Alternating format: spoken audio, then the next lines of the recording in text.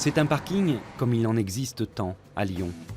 Mais l'histoire du parc Saint-Georges, en bord de Saône, a été bien spectaculaire et a révélé des trésors archéologiques. Vendredi dernier, les archéologues de l'INRAP ont retenu leur souffle en découvrant le bois vermoulu d'un bateau du 1er ou 2e siècle de notre ère, exceptionnel. Nous sommes en octobre 2003. Les travaux de creusement du parking vont devoir s'arrêter.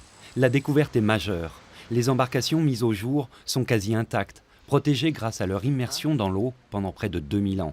Il faut alors trouver les moyens financiers pour sauver les vestiges. Il y a un problème de course contre la montre, contre l'altération naturelle de ces embarcations en bois qui s'altèrent dès qu'elles sont au contact de l'air. L'État, les collectivités locales, les entreprises privées se mouillent et les barques sont sauvées.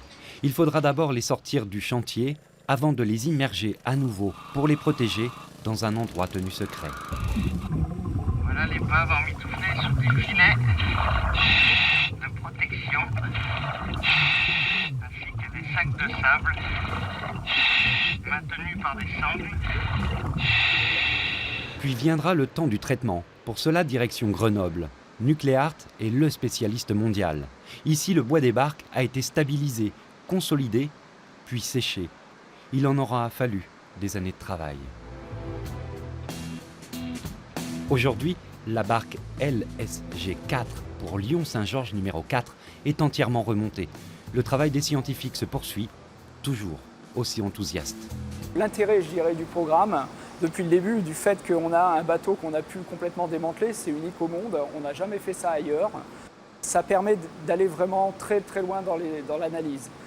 On va essayer de retourner un peu à la source, savoir depuis le cycle qu'a eu au niveau de cette construction de ce bateau, le bois, c'est-à-dire depuis la forêt jusqu'à sa mise en œuvre, essayer de savoir combien il y a eu d'arbres qui ont permis de construire ce bateau. On est sur 2 essences différentes, les côtés sont faits en sapin, le restant tout en chêne. On a probablement un seul tronc de sapin qui a été fendu en 2. Donc ça, seule l'étude vraiment complète et analytique pourra nous dire si c'est vraiment le même arbre. L'histoire de ces barques a rappelé l'importance des fouilles archéologiques préventives. En ce moment, se construit un autre parking sur l'autre rive de la Saône. Alors forcément, on redoute le même casse-tête.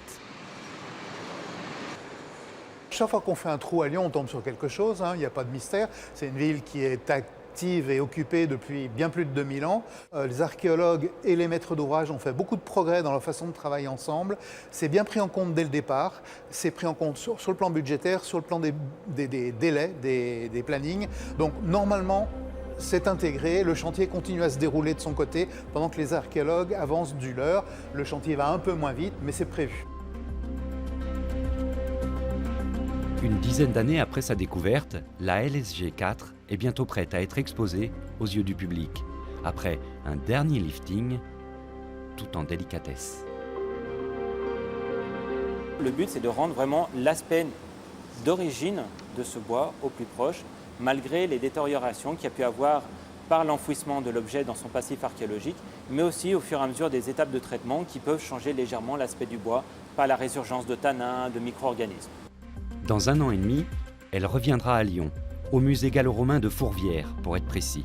Encore un peu de patience, le temps de lui aménager une salle spéciale.